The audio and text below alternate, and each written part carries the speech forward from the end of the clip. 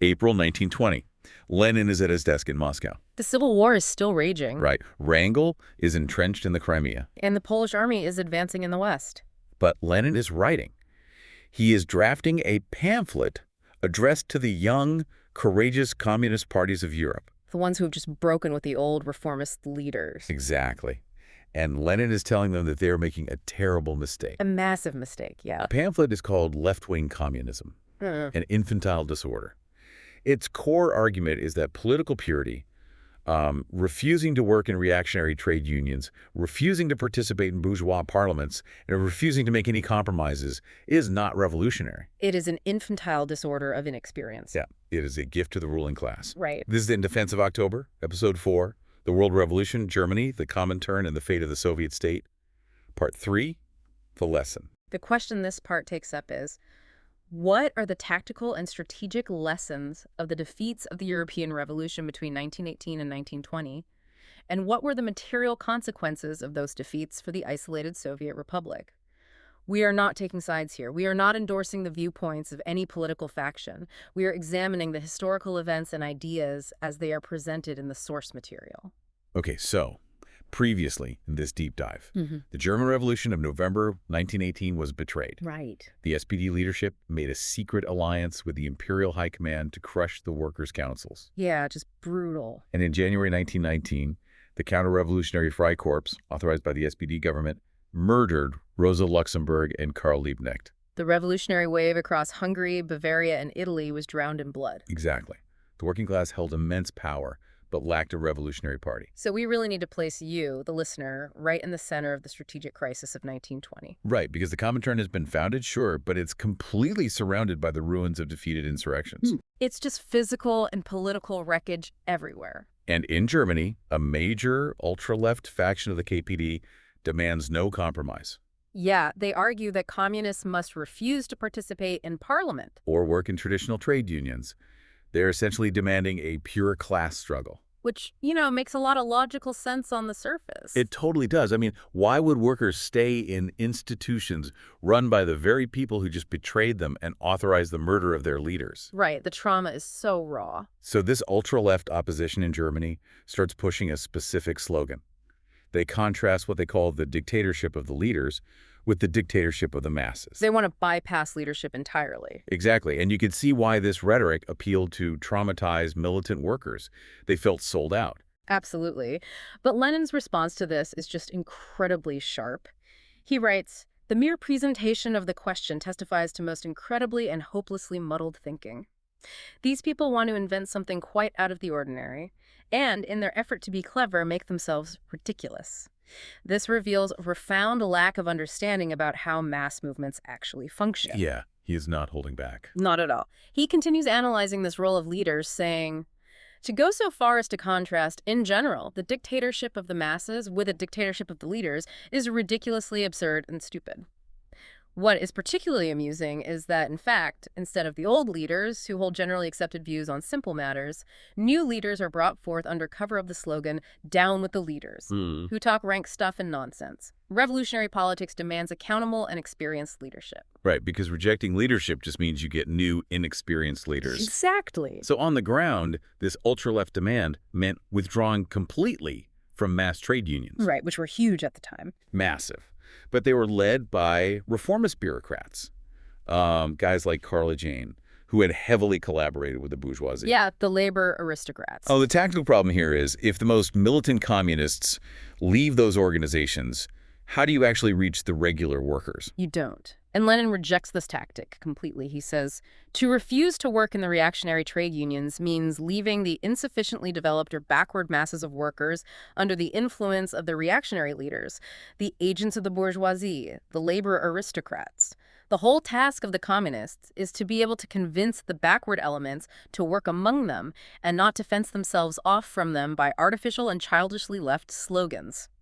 Voluntary isolation is basically a death sentence for any movement." And what's crucial is that Lenin grounded this argument in actual Bolshevik history. Right. It wasn't just abstract theory for him. No, I mean, under Tsarism, the Bolsheviks literally sent agents into the Black Hundred police organized assemblies. Wow. Yeah. Just to reach the workers. They walked right into these incredibly hostile reactionary police traps. The physical danger and the discipline that required is just immense. Yeah, execution, Siberia, all of it. And Lenin uses this to warn the Europeans about the necessity of sacrifice. He writes, "You must be capable of any sacrifice, of overcoming the greatest obstacles in order to carry on agitation and propaganda systematically, perseveringly, persistently, and patiently in those institutions, societies, and associations, even the most reactionary in which proletarian or semi-proletarian masses are to be found.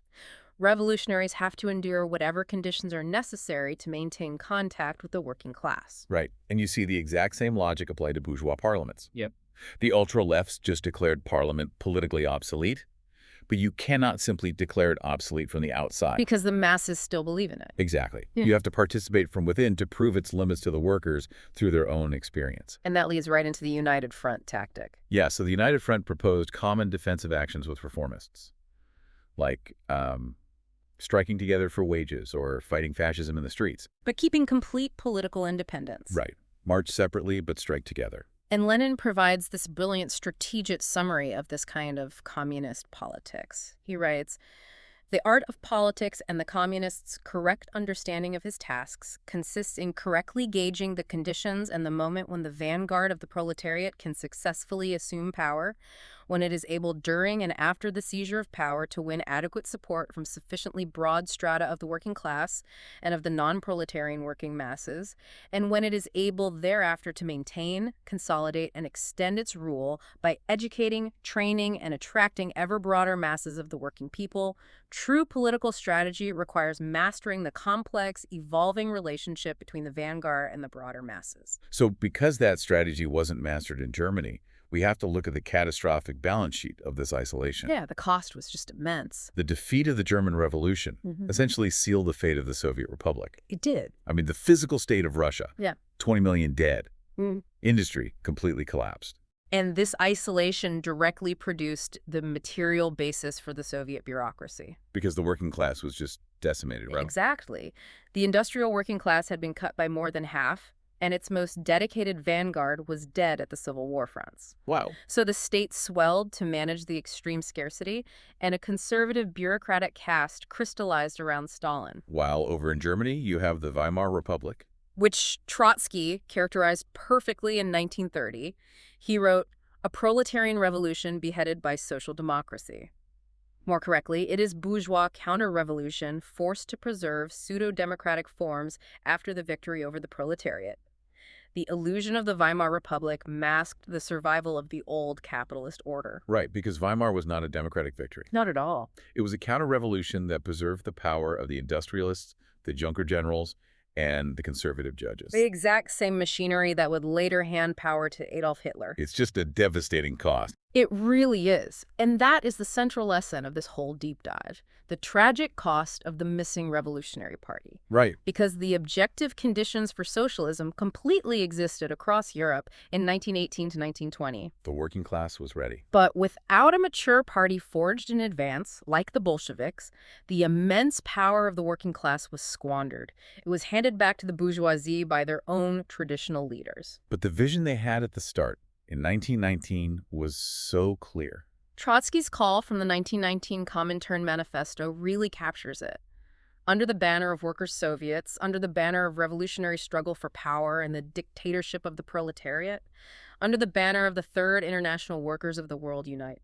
This vision of international solidarity remains the only viable response to capitalist crisis. Yeah. But ultimately, the Third International was destroyed by Stalinism. Right. And the task of building the Revolutionary Party fell to the Fourth International, founded by Trotsky in 1938. The International Revolution has been defeated.